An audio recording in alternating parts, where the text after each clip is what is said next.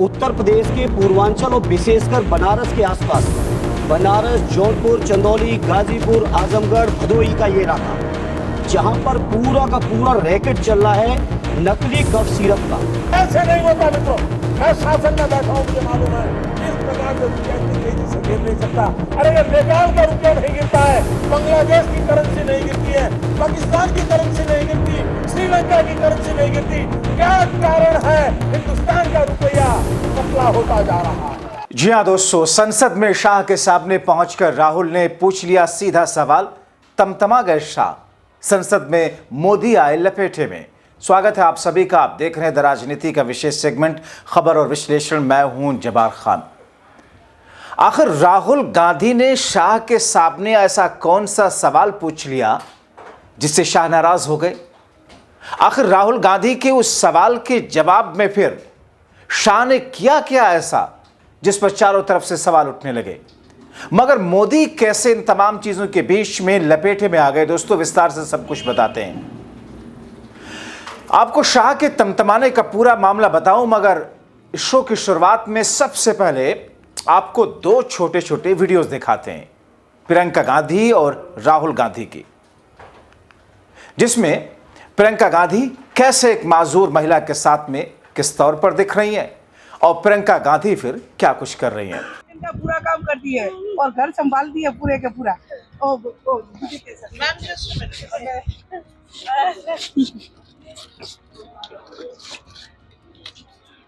और पहली बार दीदी आई है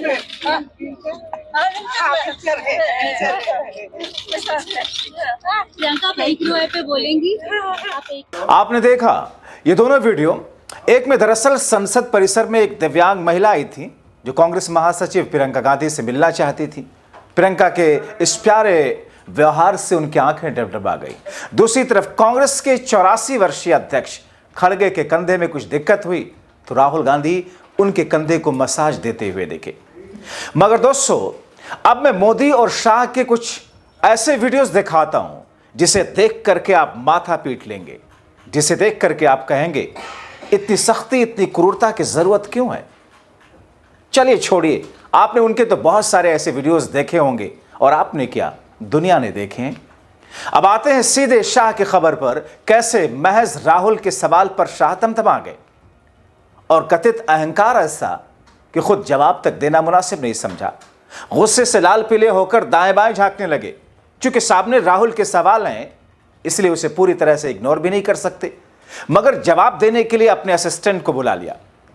दोस्तों, उनके असिस्टेंट के बुलाने और उनके जवाब देने के बारे में आपको बताऊं विस्तार से, मगर उससे पहले आपको बताएं कि राहुल के सवाल दरअसल थे क्या जिससे शाह को नाराजगी हुई। दोस्तों, राहुल ने अपने एक्स पर उन सवालों को पोस्ट करके लिखा, संसद में मैंने सरकार से जाति जनगणना पर सवाल पूछा, उनका जवाब चौंकाने वाला है। न ठोस रूपरेखा, न समयबद्ध योजना, न संसद में चर्चा और न ही जनता से संवाद। दूसरे राज्यों की सफल जातीय जनगणनाओं की रणनीति से सीखने की कोई इच्छा भी नहीं। मोदी सरकार की यह जातीय जनगणना देश के बहुजनों के साथ खुला विश्वासघात है। अब दोस्तों, इन सवालों में ऐसा क्या था कि शाह तमतमाए और जवाब तक नहीं दिया जो कि उनको देना चाहिए था? मगर शाह ने बड़ी चालाकी से राहुल के सवाल का जवाब गोलमोल करके अपने मंत्रालय के राज्य मंत्री नित्यानंद राय को आगे बढ़ा दिया। अब नित्यानंद राय ने दाएं बाएं करते हुए जवाब दिया, उसमें भी अनाप शनाप तरीके से। राहुल ने तो सीधे सीधे सवाल पूछा था, दशकीय जनगणना की तैयारी के लिए प्रमुख प्रक्रियात्मक कदमों का ब्यौरा और संभावित समय सीमा क्या है जिसमें प्रश्नों की तैयारी क्रम निर्धारित करना शामिल हो। दूसरा, क्या सरकार की जनगणना के सवालों की रूपरेखा प्रकाशित करने और इन सवालों पर जनता या जनप्रतिनिधियों से इनपुट लेने का कोई प्रस्ताव है? तीसरा, क्या सरकार अलग अलग राज्यों में किए गए जाति सर्वेक्षण समेत पिछले अनुभवों पर चर्चा कर रही है? और यदि हां, तो तत्संबंधी ब्यौरा आखिर है क्या?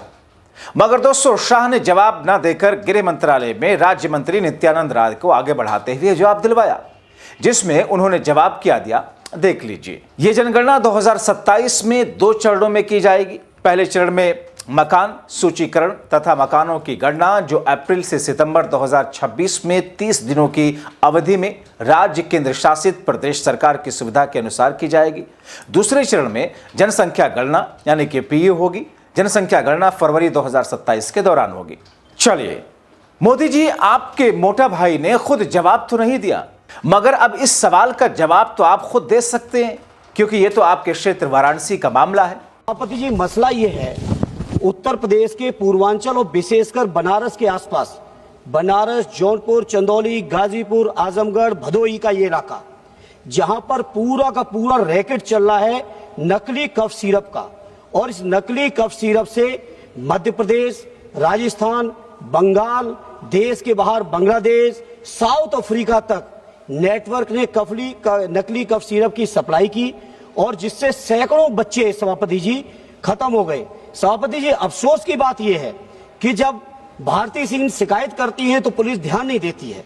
वैसे तो उत्तर प्रदेश के अंदर जीरो टॉलरेंस, आपका बुलडोजर से लेके तमाम चीजें। सवादी सुन लीजिए, आप सवादी महिला हैं, आप बच्चों का दर्द समझ सकती हैं। आप सोचिए सभापति जी, बच्चों के दर्द की ये हालत है, और उस बनारस में जहां का प्रतिनिधित्व हमारे माननीय प्रधानमंत्री जी कर रहे हो, उस बनारस में जहां महीने में कम से कम 4-5 दौरे हमारे माननीय मुख्यमंत्री जी करते हो, और उस बनारस के अंदर एक जाति विशेष के माफिया लोग पूरा का पूरा रैकेट संचालित कर रहे हैं। सभापति जी, 2000 करोड़ से ज्यादा का व्यापार कर डाला।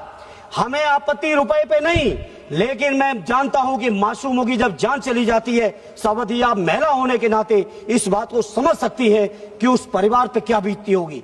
लेकिन ये माफिया लोग, जिनकी आंखों में पानी नहीं, संवेदनाएं नहीं, बच्चे मरे तो मरे, बुजुर्ग मरे तो मरे, केवल इनके पैसे की कमाई हो जाए। और सभापति जी, मैं आपके माध्यम से कहूंगा, केंद्र सरकार के बैठे मंत्री जी, जांच करा लीजिए। वो जो पूरा रैकेट था सभापति जी, उसने पूर्वांचल के जिन जिलों की मैं बात कर रहा हूं, इनके माफियाओं को करोड़ों की गाड़ियां गिफ्ट की हैं। आप कहेंगे तो नाम सहित दे दूंगा।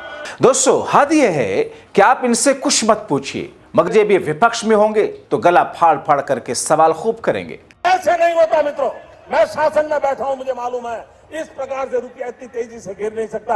अरे ये नेपाल का रुपया नहीं गिरता है, बांग्लादेश की करेंसी नहीं गिरती है, पाकिस्तान की करेंसी नहीं गिरती, श्रीलंका की करेंसी नहीं गिरती। क्या कारण है हिंदुस्तान का रुपया पतला होता जा रहा है? ये जवाब देना पड़ेगा आपको। देश आपसे जवाब मांग रहा है। तो फिर अब क्या हो गया है और हो क्या रहा है? अब छल हो रहा है। उनके साथ भी जो इनके भक्त बन करके घूम रहे थे, तो दूसरे लोगों के साथ ये क्या ना करेंगे। देखिए आम आदमी पार्टी का ये वीडियो जो उन्होंने सोशल मीडिया एक्स पर डाला है।